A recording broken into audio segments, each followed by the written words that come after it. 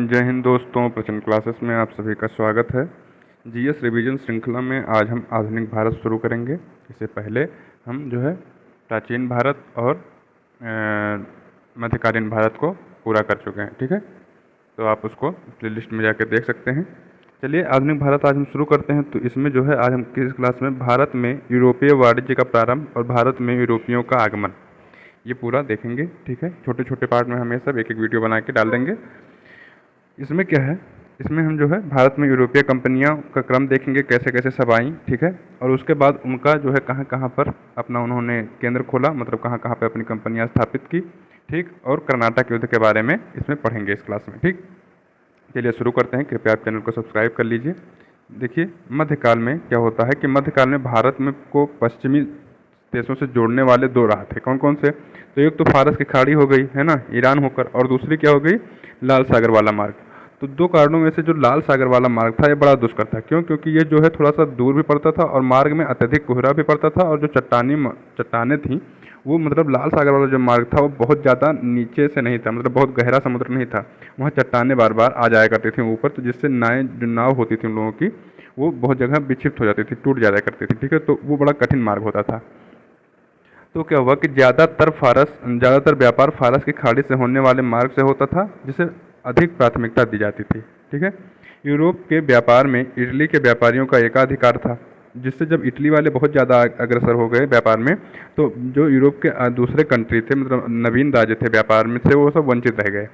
1453 में तुर्कों ने क्या किया कि कुस्तुनतुनिया पर विजय कर ली और ऑटोमन साम्राज्य की स्थापना हुई। ये जो है सन याद रखिएगा, 1453 में। ठीक, तो इन्होंने जो है फारस की खाड़ी पर भी अपना अधिकार कर लिया और नियंत्रण स्थापित करके क्या कर दिया कि उसको जो है यूरोपीय व्यापार के लिए बंद कर दिया लगभग। ये बहुत ज़्यादा इतने कर लगा दिए कि वो बहुत ज़्यादा दिक्कत पैदा करने लगा व्यापार में। ठीक है, तो इन लोगों ने, यूरोपियों ने क्या किया कि दूसरे मार्ग की खोज चालू की। तो भौगोलिक खोजों के व्यापारिक मार्गों के आविष्कार में पुर्तगाली अग्रणी थे। ठीक है, इन लोगों ने शुरू किया। तो पुर्तगालियों में एक प्रिंस था, क्या नाम था वहाँ के शासक का? प्रिंस हेनरी द नेविगेटर ने इसमें महत्वपूर्ण योगदान दिया और लोगों को प्रोत्साहित किया कि आप लोग नए नए मार्गों की खोज कीजिए व्यापार के लिए। तो इसी क्रम में 1486 में पुर्तगाल का एक नाविक बार्थलोम्यू डेज पुर्तगाल से चलता है और कहाँ पहुँचता है? अफ्रीका के उत्तमासा द्वीप, जिसे केप ऑफ गुड होप कहा जाता है। क्या कहा जाता है? केप ऑफ गुड होप, उत्तमासा द्वीप। ठीक है, तो इसकी ये खोज करता है। ये उत्तमासा द्वीप जो मतलब अफ्रीका महाद्वीप है, उसमें जो सबसे निचला पॉइंट है यहाँ पे, उसी को कहा जाता है उत्तमासा द्वीप। ठीक, अब जो है 1492 में स्पेन की सहायता से, किसकी सहायता से? स्पेन की सहायता से कोलंबस नामक एक नाविक भारत की खोज के लिए निकलता है, लेकिन अटलांटिक महासागर में जोखिम भरी यात्रा रहती है, उससे प्रारंभ करता है अपनी यात्रा को, और अंततः ये भारत की खोज न करके अमेरिका की खोज कर देता है। भारत की खोज के लिए निकलता है 1492 में और खोज करता है अमेरिका की। ठीक है, फिर 1498 में पुर्तगाली यात्री वास्को डी गामा उत्तमासा अंतरीप, जिसकी खोज अभी हुई थी, तो उसी उत्तमासा अंतरीप होते हुए भारत पहुंचता है। ठीक है, अब यहाँ से यूरोप से शुरू करता है, पुर्तगाल से, और यहाँ अफ्रीका पूरा घूम के आता है, अरब सागर होते हुए तब भारत पहुँचता है। ठीक, भारत के केरल में मालाबार जो द्वीप समूह है वहाँ पे। ठीक, यूरोपियों के भारत आगमन का क्रम देख लीजिए। तो देखिए, इसको याद रखिएगा। पुर्तगाल सबसे पहले आते हैं 1498 में। इनकी कंपनी का नाम था एस्तादो द इंडिया, कंपनी का नाम भी याद रखिएगा। डच आते हैं 1605 में और इनकी कंपनी का नाम रहता है बिरिंग दे ओस्ट इंडिसे। ठीक है, ये डच थे कौन? तो नीदरलैंड जो अब है इसी को डच कहा जाता था, तो नीदरलैंड। ठीक है, ब्रिटिश जो हैं ये 1608 ईस्वी में आते हैं और इसकी कंपनी का नाम था the governor and company of merchant of London trading into the East Indies. ठीक है, ये कंपनी का नाम था। और फिर आते हैं चौथे नंबर पर डेनिश। ठीक है, डेनमार्क के लोग, ये 1616 ईस्वी में आते हैं और डेनिश ईस्ट इंडिया कंपनी बनाते हैं। फ्रांसीसी आते हैं 1667 में और इनकी कंपनी का नाम रहता है कंपनी द इंड ओरिएंटल। ये फ्रांसीसियों की कंपनी का नाम रहता है, याद रखिएगा, 2 बार पूछा जा चुका है। चलिए पुर्तगाली के बारे में थोड़ा सा पढ़ लेंगे। तो पुर्तगाल द्वारा यूरोप और भारत के बीच जो सीधे समुद्री व्यापार खोजने में आर्थिक एवं धार्मिक कारण थे। क्यों? क्योंकि ये लोग आर्थिक कारण भी अपना ढूंढ रहे थे कि हमको व्यापार भी करना है, और इनका जो मतलब था यहाँ पे, मतलब दूसरे देशों को खोज करना, इसके पीछे अपना धार्मिक कारण भी था, क्योंकि वो अपने धर्म को फैलाना चाहते थे पूरे विश्व में। ठीक है, सर्वप्रथम 1498 में वास्को डी गामा भारत के कालीकट बंदरगाह पर पहुँचता है। ठीक है, यहाँ पर जो है सबसे पहले इन लोगों से पहले ही अरब व्यापारी पहले से बसे हुए थे, तो इन व्यापारियों ने इसका जो है विरोध किया, इनसे वैमनस्य हुआ। बट उस समय जो वहाँ का राजा था जिमोरिन, तो जमोरिन क्या करता है, उसका कालीकट बंदरगाह पे इसका स्वागत करता है और तथा मसाले और जड़ी बूटियाँ ले जाना चाहता था, उसकी इसको अनुमति दे देता है, किसको, वास्को डी गामा पे। अब वास्को डी गामा इसको ले जाके लगभग 60 गुना दामों पर यूरोप में बेच देता है। ठीक, बहुत ज़्यादा फायदा होता है। तो अब होता है कि 1500 ईस्वी में इसी को देख के एक अल्वारेज केब्रल नाम का एक नेतृत्व करता है, पुर्तगाली रहता है। ये दूसरा अभियान दल भारत में आता है और फिर ये मसाला लेकर यहाँ से जाता है भारत से और पुर्तगाल में बेचता है। ये भी 60-70 गुना दामों पर बेचता है। अब इन लोगों की उत्सुकता और बढ़ जाती है कि चलो भारत से मसाला लेकर आएंगे, यहाँ पर बेचेंगे, कंपनी लगाएंगे। ठीक, तो 1502 में वास्को डी गामा पुनः भारत आ गया। ठीक, और कोचीन में पुर्तगालियों की एक फैक्ट्री की स्थापना कर दी। कोचीन कहाँ पर, केरल में। तो यहाँ पे पुर्तगालियों की एक फैक्ट्री की स्थापना कर दी। अब ये जो फैक्ट्री क्या होती थी, तो पुर्तगालियों की बस्ती होती थी। पुर्तगालियों की एक मतलब उस कंपनी की या उस जो है देश की एक फैक्ट्री इसको कहते थे, वहाँ पर उनकी पूरी बस्ती बस जाती थी। ठीक है, और वो लोग व्यापार करते थे। तो ये पूरी बस्ती बसाई, ठीक, किसने, वास्को डी गामा ने कोचीन में। ठीक है, कब, 1502 में। 1505 में पुर्तगाली सरकार ने एक नई नीति अपनाई जिसके द्वारा एक गवर्नर नियुक्त किया। उस बस्ती के लिए एक गवर्नर नियुक्त कर दिया और पहला गवर्नर कौन बनता है, गवर्नर अल्मीडा बनता है। कौन बनता है, अल्मीडा, नाम याद रखिएगा। अल्मीडा 1505 से 1509 तक जो है गवर्नर रहेगा। कोचीन का दुर्गीकरण ये कराता है, ठीक है, और उसको मुख्यालय बना लेता है। 1508-9 में इसने गुजरात, मिस्र और तुर्की, आपको बताया ना कि पहले से यहाँ पर अरब जो यात्री थे या अरब व्यापारी पहले से बसे हुए थे, तो ये लोग इसके लिए हमेशा सरदार बने हुए थे। तो गुजरात, मिस्र और तुर्की के व्यापारी मिलकर क्या करते हैं, एक युद्ध की घोषणा करते हैं, किसके प्रति, ये जो है पुर्तगालियों को रोकने के लिए। तो गुजरात, मिस्र और तुर्की के संयुक्त मुस्लिम जल बेड़े को पराजित कौन करता है, पुर्तगाली अल्मीडा। ठीक है, अल्मीडा के नेतृत्व में पुर्तगाली लोग पराजित कर देते हैं और इससे क्या करता है कि ये दीव पर अधिकार कर लेता है। जो दमन और दीव है ना, तो उसमें से दीव पर अधिकार कर लेता है। तो ये पूछा जा सकता है कि दीव पर अधिकार कब किया गया था और किसके नेतृत्व में, तो 1508 से 9 में जो है गुजरात, मिस्र और तुर्की के मुस्लिमों को हराकर जो है दीव पर अधिकार करता है अल्मीडा। ठीक, अब आता है अल्बुकर्क। तो ये जो है पुर्तगाली की सत्ता का वास्तविक संस्थापक माना जाता है भारत में। 1510 में इसने क्या किया कि बीजापुर का जो बीजापुर साम्राज्य के अंतर्गत आता था गोवा, तो बीजापुर के जो है राज्य को हराकर ये जो है गोवा को जीत लेता है। ठीक, और उसकी किलेबंदी करवाता है। एक शक्ति के केंद्र के रूप में इसका विकास हुआ। ठीक, अभी तक गोवा को राजधानी नहीं बनाई गई है, ये याद रखिएगा। वास्को डी गामा आता है 1524 से 1529 तक। ये बनता है क्या, गवर्नर यहाँ का। और 1529 में गोवा में इसकी मृत्यु हो जाती है, वास्को डी गामा में। तो पूछा था वास्को डी गामा की कब्र कहाँ है, तो वास्को डी गामा की कब्र गोवा में है। एक संत थे जिनका नाम था जेवियर। ठीक है, सेंट जेवियर की कब्र भी गोवा में है। तो गोवा में दो पुर्तगालियों बहुत फेमस हैं, सेंट जेवियर और वास्को डी गामा। इन दोनों की कब्र गोवा में है, याद रखिएगा। नूनो द कुन्हा, तो अब बनेगा जो है 1529 से 38 में नूनो द कुन्हा क्या बनेगा, इसका जो है गवर्नर बनेगा। यह अल्बुकर्क का वास्तविक उत्तराधिकारी था। ठीक है, वास्को डी गामा तो बीच में ऐसे ही जाते हैं, लेकिन अल्बुकर्क का उत्तराधिकारी जो वास्तविक था वो कौन माना जाता है, नूनो द कुन्हा। तो इसने 1530 में कोचीन की जगह गोवा को अपनी राजधानी बनाई। किसने, नूनो दी कुन्हा ने गोवा को राजधानी बनाई। ठीक है, कुन्हा ने मद्रास के निकट सैंथोम तथा बंगाल में हुगली, नाम याद रखिएगा, मद्रास के सैंथोम और बंगाल के हुगली में पुर्तगाली बस्तियों की स्थापना की करके भारत के पूर्वी तट की ओर पुर्तगाली वाणिज्य का विकास किया।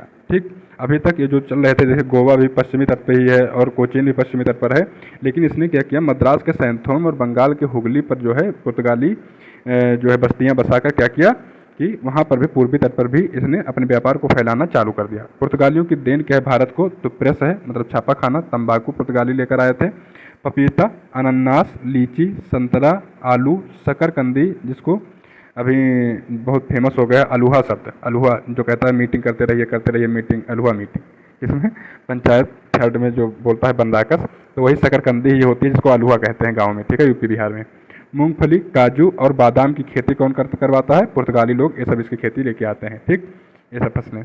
इसके प्रमुख जो है गवर्नर हैं अल्मीडा 1505 से 9 में। मिस्र तुर्की गुजरात को हराता है। ठीक है, कोचीन का दुर्गीकरण कराता है और केन्नानोर के पुर्तगाली फैक्ट्री स्थापित करता है। तो पूछेगा केन्नानोर में पुर्तगाली फैक्ट्री किसने स्थापित की थी, अल्मीडा ने। अल्बुकर्क ये गोवा को जीतता है, उसकी किलेबंदी करवाता है और भारत में पुर्तगाली सत्ता का वास्तविक संस्थापक माना जाता है। फिर आएंगे नूनो डी कुन्हा, ये जो है 1529 से 38 तक रहते हैं। ठीक है, और कोचीन के स्थान पर गोवा को राजधानी बनाते हैं पुर्तगालियों की। पूर्वी तट के बजाय ये जो है मतलब पश्चिमी तट और पूर्वी तट पर भी वाणिज्यिक विस्तार करते हैं पुर्तगालियों का। हुगली और सेंथोम को पुर्तगाली फैक्ट्री स्थापित करते हैं इन दोनों जगहों पे, ठीक है। अब जो है डच के बारे में हम लोग पढ़ेंगे। दूसरे लोग आए थे वो थे डच, ठीक, नीदरलैंड के लोग। तो ये हॉलैंड या नीदरलैंड के निवासी थे। 1595 में कार्नेलियस हाउटमैन के नेतृत्व में डचों का पहला अभियान दल सुमात्रा पहुंचता है। कहाँ? सुमात्रा, इंडोनेशिया, ठीक है। 1602 में विभिन्न डच कंपनियों को मिला करके हॉलैंड के सरकार ने United East India Company of Netherland के नाम से एक व्यापारिक संस्थान की स्थापना की। सर्वप्रथम 1605 में डच नौसेना नायक वा देर हेग के नेतृत्व में, नाम याद रखिएगा इनका, डच नौसेना नायक था, ये नाम था वा देर हेग के नेतृत्व में डचों का पहला अभियान भारत भेजा गया तथा पूर्वी तट पर स्थित, ये लोग कहाँ आए? ये पूर्वी तट पर आए। कहाँ पर? पश्चिमी तट पर नहीं आए हैं, पूर्वी तट पर आए हैं, ठीक है। मसूलीपत्तनम में इन्होंने अपनी पहली फैक्ट्री डाली। कहाँ पर? मसूलीपत्तनम में, ठीक। सबकी पहली फैक्ट्री, दूसरी फैक्ट्री याद रखिएगा। 1610 में इन्होंने पूर्वी तट पर पुलिकट लिखा है, पुलिकट जिसको हम पढ़ते हैं, तो पुलिकट को भी अपनी फैक्ट्री डाली। तो पहला मसूलीपट्टनम में और दूसरी फैक्ट्री कहाँ पर? पुलिकट में अपनी फैक्ट्री बनाई और उसको अपना मुख्यालय बनाया। पहली वाली फैक्ट्री जो बनी थी उसको मुख्यालय नहीं बनाया था, याद रखिएगा, ठीक। पहली फैक्ट्री बनती है 1605 में और 1610 में दूसरी फैक्ट्री ये लोग बना लेते हैं। और ये अपनी मुद्रा भी चलाते हैं जिसका नाम रहता है स्वर्ण पैगोडा, सोने की मुद्रा, ठीक है। स्वर्ण पैगोडा मुद्रा किसने चलाई थी? तो ये क्वेश्चन पूछा जा चुका है। तो किसने चलाई थी? हॉलैंड के वासियों ने या नीदरलैंड वाले या डच, ठीक है, डच कंपनियों ने चलाई थी। 1653 में डचों ने बंगाल स्थित चिंसुरा, बंगाल में एक जगह है चिंसुरा, तो 1653 में इन्होंने चिंसुरा को अपनी फैक्ट्री चिंसुरा में स्थापित की, ठीक है। बंगाल में ये डचों का सबसे बड़ा केंद्र था, याद रखिएगा। चिंसुरा भी पूछा जा चुका है कि किसकी फैक्ट्रियाँ थी वहाँ पे। आइए इनकी जो मुख्य फैक्ट्रियाँ हैं कहाँ कहाँ पर स्थापित की थी याद कर लीजिए और बिल्कुल याद ही कर लीजिए क्योंकि ये सब पूछा ही जाता है।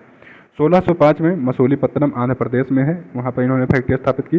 1606 में पेत्तोपोली आंध्र प्रदेश में पड़ता है, ये बहुत ज़्यादा इंपॉर्टेंट नहीं है लेकिन याद कर लीजिए, पढ़ लीजिए। 1610 में पुलिकट, 1616 में सूरत, 1627 में पीपली पश्चिम बंगाल, 1653 में चिंसुरा पश्चिम बंगाल और 1658 में कासिम बाजार, बालासोर और नेगपत्तम पर अपनी फैक्ट्री स्थापित कर ली, अपनी अपनी बस्तियाँ बना ली। डच लोग भारत से जो है मसालों का व्यापार नहीं करते थे। पुर्तगाली जो है मेन चीज़ मसालों का ही व्यापार करते थे, लेकिन डच लोग सूती वस्त्र, नील, सोरा, कच्चा रेशम, अफीम और नमक तथा चावल का निर्यात करते थे। तो चावल, नमक, अफीम, कच्चा रेशम, सोरा, नील और सूती वस्त्र, मतलब कुल मिला के वस्त्रों का ज़्यादा व्यापार, वस्त्रों और खाद्य पदार्थों का व्यापार करते थे कौन? डच लोग, ठीक है। और मसालों का व्यापार करते थे पुर्तगाली। डच लोग भारत में मसाला का निर्यात नहीं करते थे, भारत से जो है मसाला ये लोग बाहर अपने देशों को नहीं भेजते थे, ठीक। डचों द्वारा भारत से निर्यात की जाने वाली वस्तुएं कौन सी हैं? सूती वस्त्र, नील, सोरा, कच्चा रेशम, अफीम, चावल और नमक। अब अंग्रेज आएंगे, तो अंग्रेजों का आगमन जो है कैसे होगा? एलिजाबेथ फर्स्ट के शासनकाल में, ठीक।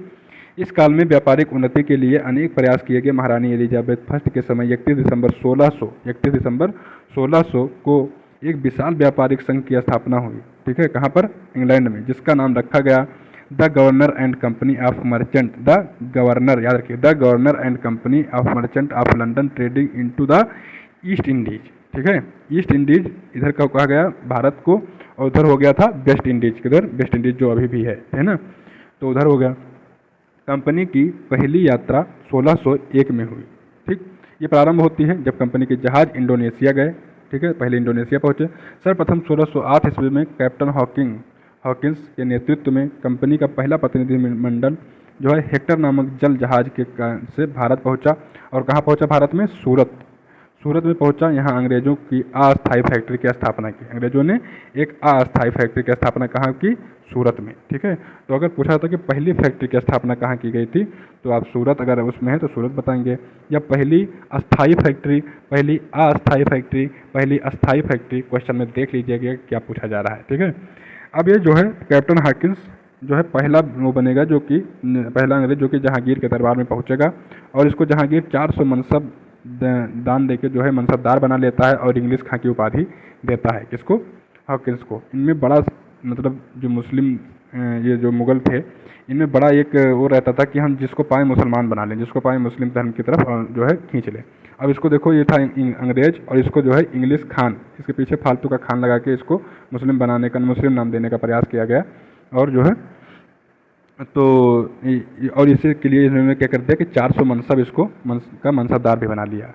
कोई काम नहीं था इसका, मतलब मनसबदार उस समय मंत्रियों के पद पे होते थे लगभग। ठीक है। 1611 में अंग्रेजों ने पूर्वी तट पर स्थित मसूलीपट्टनम में अपनी दूसरी फैक्ट्री खोली। देखिए 1608 में क्या हो रहा है कि सूरत में ये लोग अपनी फैक्ट्री खोल रहे हैं अस्थायी, और 1611 में मसूलीपट्टनम में अपनी फैक्ट्री खोल रहे हैं, ये अस्थायी है। ठीक। अब देखिए इधर रिलेट करते चलेंगे कि 1605 में जो है मसूलीपट्टनम में ही कौन फैक्ट्री खोल चुका है पहले से, कौन, डच लोग। ठीक है। अब ये भी पहुंच गए हैं मसूलीपट्टनम, और 1611 में अंग्रेजों ने भी अपनी फैक्ट्री, अब ऐसे जब फैक्ट्रियाँ इकट्ठे खुलने लगेंगी तभी उन लोगों के बीच जो है लड़ाई शुरू हो जाएगी।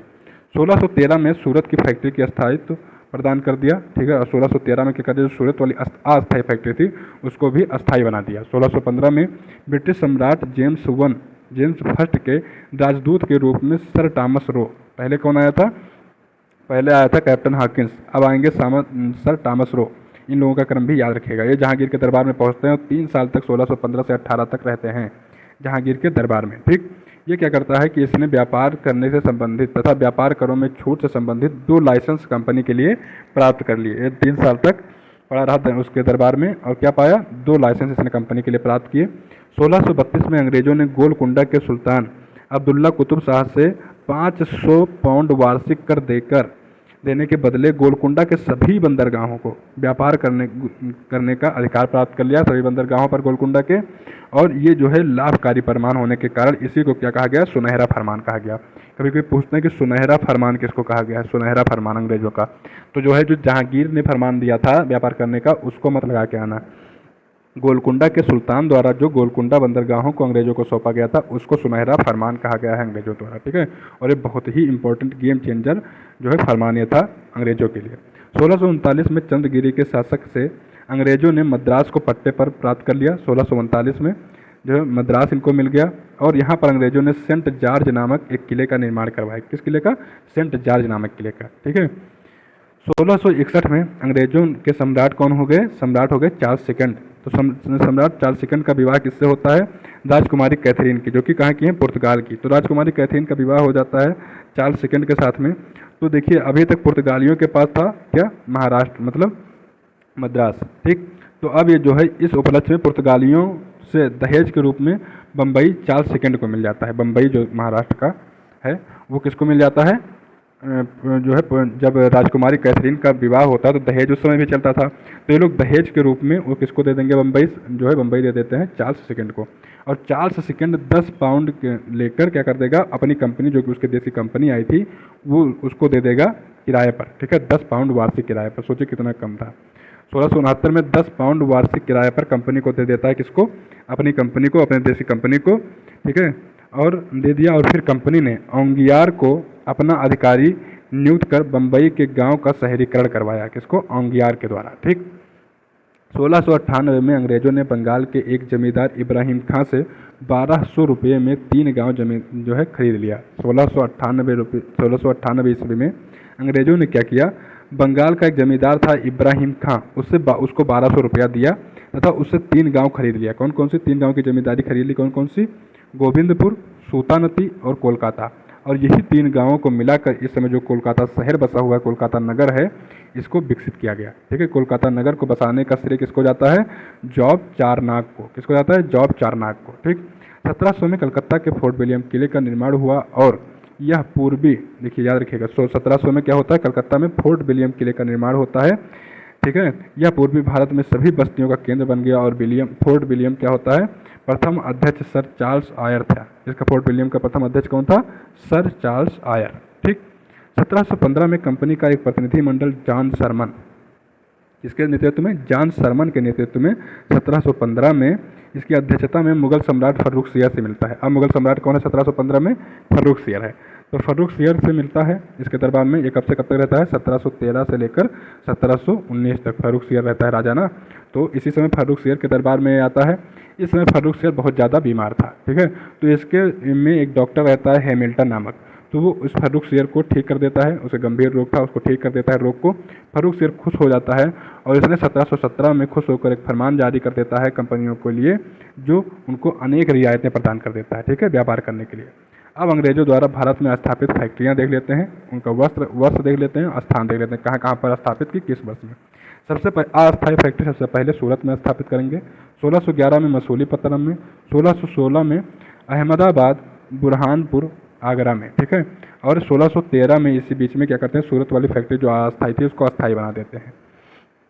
1632 में गोलकुंडा, 1633 में बालासोर हरिहरपुर उड़ीसा में, 1639 में मद्रास, 1651 में हुगली, 1669 में बम्बई, 1700 में कहाँ, कलकत्ता में ये लोग अपनी फैक्ट्री स्थापित कर लेंगे, ठीक। अब आ जाएंगे डेनिश, ठीक, डेनमार्क के जो फैक्ट्री है वो डेनिश। तो डेनिश डेनमार्क के निवासी थे जो 1616 में भारत आया और बंगाल स्थित सेरामपुर में अपनी बस्ती बनाई। ये जो है सबसे पहले आकर बंगाल में अपनी बस्ती बनाते हैं, कहाँ पर, सेरामपुर में। सबकी बस्तियों को याद करते चलिएगा, बिल्कुल एक क्वेश्चन में आते ही हैं। तो 1616 में ये सेरामपुर में अपनी बस्ती बनाते हैं, प्रथम बस्ती। ब्रिटिश ईस्ट इंडिया कंपनी से संबंधित तथ्य देख लीजिए।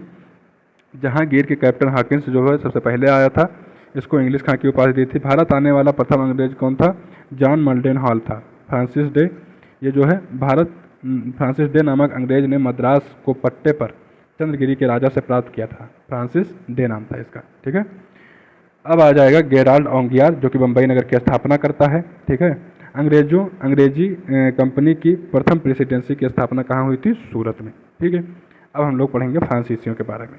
फ्रांसीसी ईस्ट इंडिया कंपनी की स्थापना लुई 14वें के शासनकाल में मंत्री कौन था उस समय, कोलबर्ट के प्रयासों से 1664 में स्थापना हुई।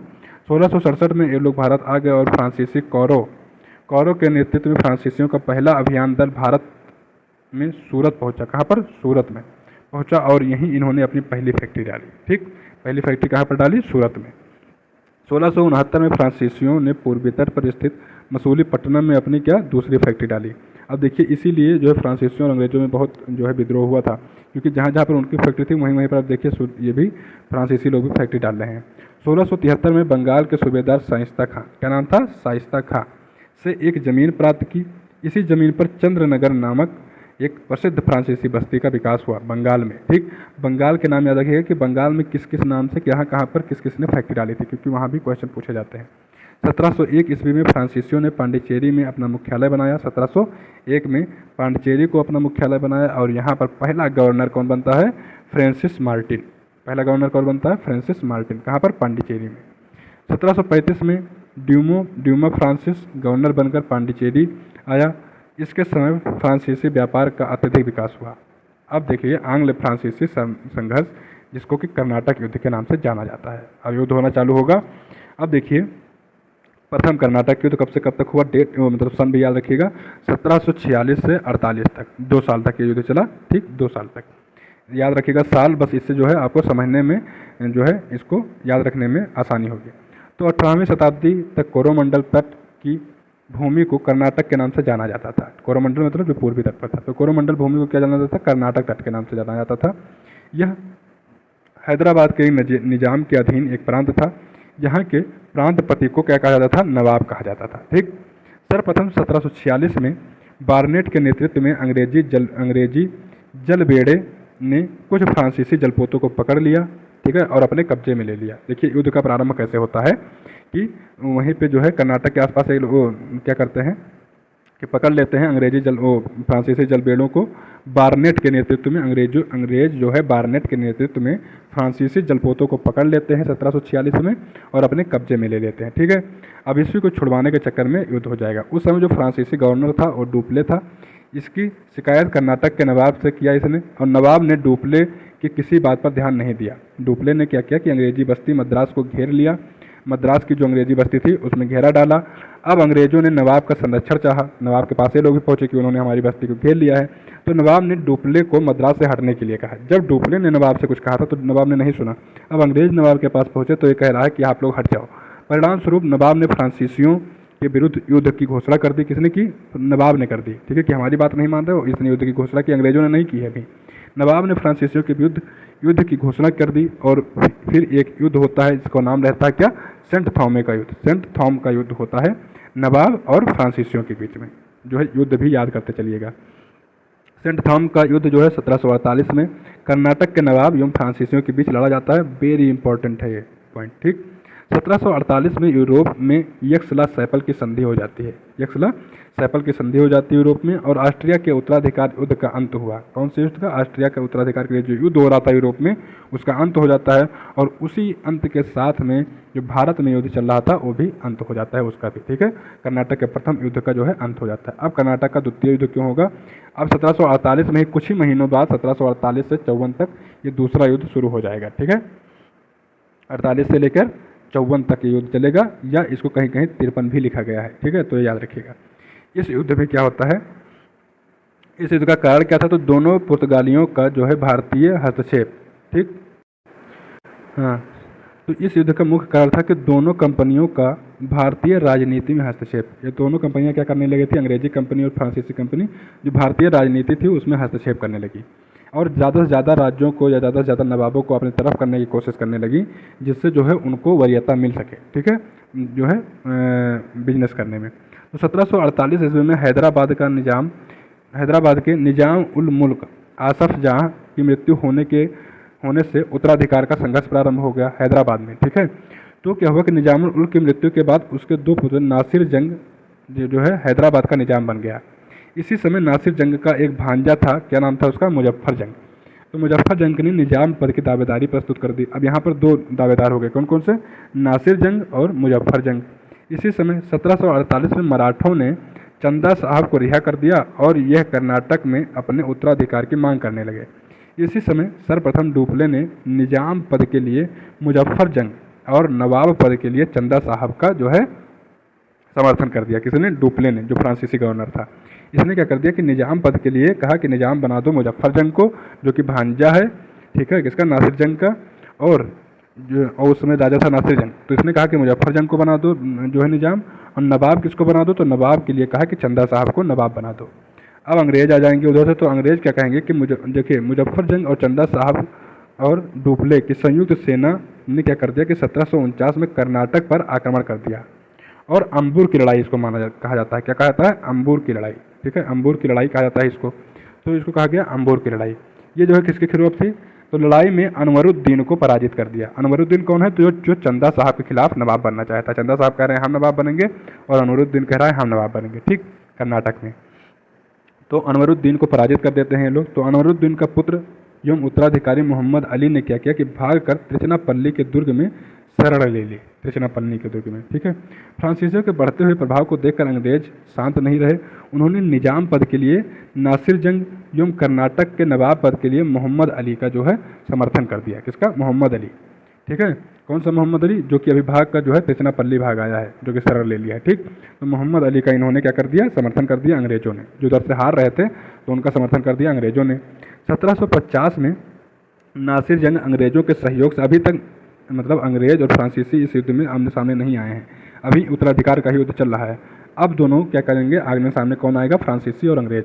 तो नासिर जंग अंग्रेजों के सहयोग से कर्नाटक पर आक्रमण किया और त्रिगुट मित्र शक्तियों को पराजित कर दिया। ठीक है, नासिर जंग ने, और इसके लिए पराजित कर दिया। लेकिन इसी समय नासिर जंग की सेना ने विद्रोह कर दिया, और इसी विद्रोह में नासिर जंग की हत्या कर दी गई। इसका लाभ उठाकर फ्रांसीसियों के जो डुप्ले था उसने क्या किया कि मुजफ्फर जंग को हैदराबाद का निजाम घोषित कर दिया। नासिर जंग मर गया तो मुजफ्फर जंग को हैदराबाद का निजाम घोषित कर दिया। 1752 में क्लाइव के नेतृत्व में अरकाट पर आक्रमण किया और चंदा साहब के पुत्र राजा साहब के नेतृत्व वाली सेना को पराजित कर अरकाट पर अधिकार कर लिया। देखिए, एक तरफ से डुप्ले जीत गया, कहाँ वाला युद्ध? जो कि इसने नासिर जंग को हराकर मुजफ्फर जंग को बैठा दिया, और जो है वहाँ का क्या बना दिया? निजाम। हैदराबाद में कौन जीत गया? फ्रांसीसी लोग। और दूसरी तरफ कर्नाटक वाले जो है जब चंदा साहब की तरफ से लड़ा गया इसने, तो वहाँ पे चंदा साहब को हरा देते हैं अंग्रेज लोग क्लाइव के नेतृत्व में, और अरकाट पर अधिकार कर लेते हैं। यह खबर सुनकर चंदा साहब त्रिचनापल्ली भाग गया, लेकिन तंजौर के राजा ने उसकी हत्या कर दी। ठीक है, यहाँ पर फ्रांसीसी जिसका सपोर्ट कर रहे थे वो लोग हार गए। 1754 में फ्रांसीसी सरकार ने डुप्ले को वापस बुला लिया। ठीक, बुला लिया, और उसके स्थान पर गोदोहे को गवर्नर बनाकर भारत भेजा। गोदोहो आते ही युद्ध समाप्ति की घोषणा करता है, और अंततः 1755 में पांडिचेरी की संधि होती है। कब? पांडिचेरी की संधि, और पांडिचेरी की संधि द्वारा यह युद्ध समाप्त हो जाता है। ठीक, अब जो है पांडिचेरी की संधि होगी, दोनों कंपनियों ने भारतीय नरेशों के झगड़ों में हस्तक्षेप करने का न करने का वादा कर दिया कि अब जो है यहाँ के जो राजा हैं, जो है नवाब हैं या निज़ाम हैं, उन लोगों के झगड़े में हम लोग भाग नहीं लेंगे। अब कर्नाटक का तृतीय युद्ध होता है 1756 से 63। ये क्यों होता है? तो ये 1756 में यूरोप में ऑस्ट्रिया एवं प्रसा के बीच सप्तवर्षीय युद्ध होता है। और ये भी देखिए सप्तवर्षीय है। तो सप्तवर्षीय युद्ध प्रारंभ हुआ। इस युद्ध में एक बार फिर अंग्रेज और फ्रांसीसी आमने सामने आ गए। 1756 में दोनों कंपनियां एक दूसरे के बस्तियों पर आक्रमण करने लग गईं, ठीक है। लेकिन वास्तविक युद्ध की शुरुआत तब हुई जब 1758 ईस्वी में फ्रांसीसी सरकार ने काउंट डी लाली को कमांडर इन चीफ बनाकर भारत भेजा। अब ये आएगा, युद्ध की शुरुआत हो जाएगी। इस युद्ध में सबसे महत्वपूर्ण युद्ध 1760 में वांडीवास का युद्ध था। वांडीवास का युद्ध कब हुआ? 1760 में वांडीवास का युद्ध था, जो आयर कोट के नेतृत्व में, किसके नेतृत्व में? आयर कोट के नेतृत्व, अंग्रेजों की तरफ से आयर कोट ने नेतृत्व किया और इधर से नेतृत्व किया काउंट डी लैली के नेतृत्व में फ्रांसीसियों ने नेतृत्व किया अपना, ठीक है। फ्रांसीसियों ने लड़ा। इस युद्ध में अंग्रेज विजयी रहे। इसके बाद पांडिचेरी सहित लगभग सभी फ्रांसीसी बस्तियों का अंत हो गया, ठीक। लगभग सभी फ्रांसीसी बस्तियों पर अंग्रेजों ने कब्जा कर लिया। 1763 में पेरिस की संधि हुई और इसके द्वारा सप्तवर्षीय जो है युद्ध जो है समाप्त हो गया। इसी संधि द्वारा कर्नाटक का तृतीय युद्ध भी समाप्त हो जाता है, ठीक। अब कर्नाटक के युद्ध जो है हम लोग इसमें एक बिल्कुल जल्दी जल्दी देख लेंगे। तो प्रथम युद्ध कब होता है? 46 से 48, ऑस्ट्रिया के उत्तराधिकार का प्रश्न एवं अंग्रेज फ्रांसीसियों के अमेरिका में युद्ध, ठीक है। इसी से कारण था वहाँ पे, और यहाँ पे युद्ध चालू हो जाता है। समाप्ति 48 में होता है यक्सला-सैपल संधि द्वारा, ठीक। अंग्रेज एवं कर्नाटक के नवाब की पराजय होती है इसमें, ठीक है, और फ्रांसीसी जीत जाते हैं। ये इसका परिणाम था। द्वितीय युद्ध 1748 से 54 में होता है। दोनों कंपनियों द्वारा भारतीय राजनीति में हस्तक्षेप करने की वजह से होता है। समाप्ति कब होती है? 55 में पांडिचेरी की संधि से।